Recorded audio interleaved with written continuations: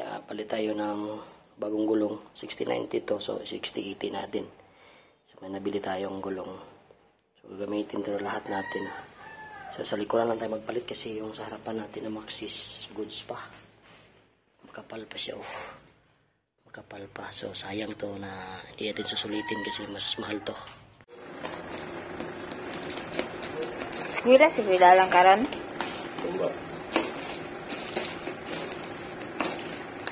Inusit daw ko, skwila siya. Pinag-uli klase karon, skwila lang.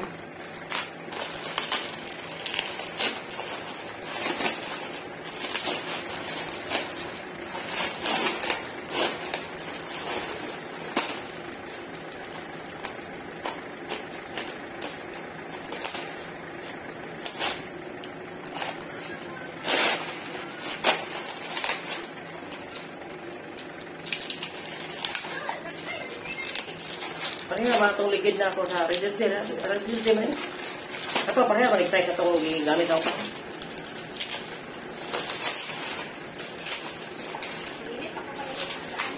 Oo.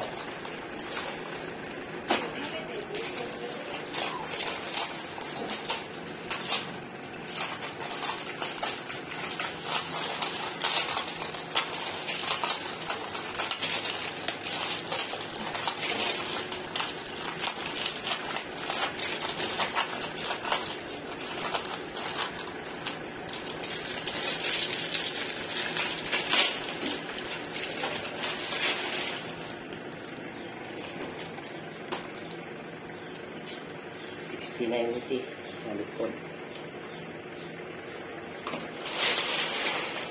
Sa harap.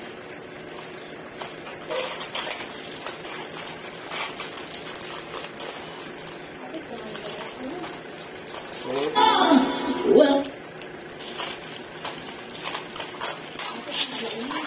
Gana, ano ito? Oh, lagi ka. Saan ka nabot? Lina. Oh, marami na siya. Marami sa kayo. Hindi siya motor. 6080 na 17.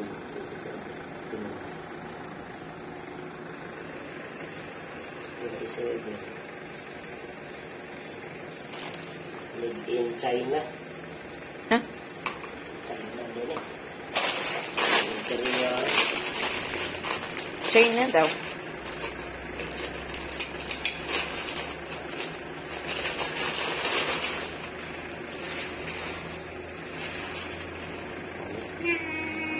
Abante 185.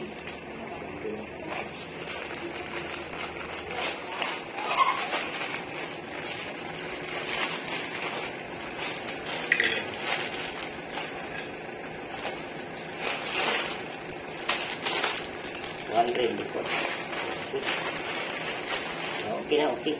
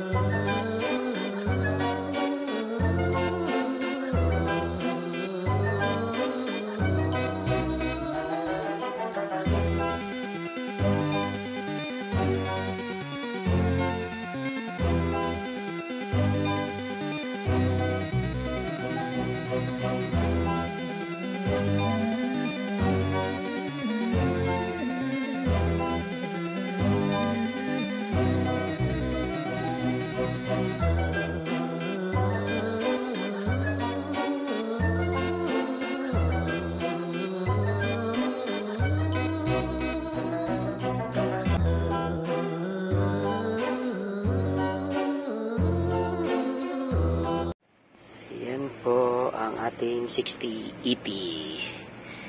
Pero iba to 6080 mga bay, mataas yung tindig niya. Kumpara natin dito sa Maxxis. Tignan niyo yung Maxxis na 6080. Ito, 6080 to. Tingnan natin, ayan. Oh, iba siya. Iba talaga yung mga branded na gulong. Ito kasi is, ang brand nito is, ano lang, ganito lang. KRX. Hindi ko lang alam kung branded ba to. So, nabaliktad pa yung pagkakabit rotation natin. So, tignan natin kung ilang years din natin to gagamitin or months. So, ipapakita ko sa iyo yung 6090 nito na ginamit natin. Nabili ko noon is 500. So, lagay ko dyan sa screen yung months niya. So, nakita nyo kung ilang months siya natin gamit. Kasi may ano dyan, makikita natin sa upload natin na ano siya, ilang months siya nakalagay. So, ni-screenshot ko lang para na makita ninyo. Parang na-disalign to pagkalagay mga bayo. Kasi parang matigas eh. Parang siguro dapat ano to, kasi tigas siya. Yan, matigas siya. Ayusin na natin siguro yung brake pad natin. Makarating yung brake pad. So okay naman yung preno, matigas naman. So siguro may ano lang dito sa pagkabit. So, tingnan natin yung 6080. Sa parehas sa posta 6080 mga bay. Kasi may nagsubok na tayo ng 6080 sa likuran. So, yung plano ko kasi sa bagong rim na narating ko na 1.2 yung harap at 1.4 ang likod. So, yung harap nun is, lagay ko doon is 50/100 na gulong. At saka yung sa likuran, Maxxis din. Ganyang klase na Maxxis. Sa likuran ko ilagay mga bay 6080. Para good sa para dito ba, maganda sa tignan ba. Yung may may kanto sa dito mga bayo. Di gaya dito mga bayo, walang kanto. Pataas yan na klase na 6080. So, iba-iba talaga yung 6080 na design mga bay ba? Or paggawa sa gulong siguro. Yan ang kaibahan niya. So, at least, naikabit na natin kanina. So, parang disalign yung gulong. Hindi ko lang alam. Pero straight naman. Parang nabibiki lang siguro yung yung disc brake ba? Medyo may katigasan. So, yan, at least okay na siya. Nakabitan na natin siya ng bagong gulong. Kasi manipis na yung gulong natin. Manipis na yun mga bay. So, ayan. Pakita ko sa inyo yung gulong na manipis mga bay. So, ayan. So, ito lang magbahagi natin sa ating vlog. So, kita-kits sa next episode. Let's go!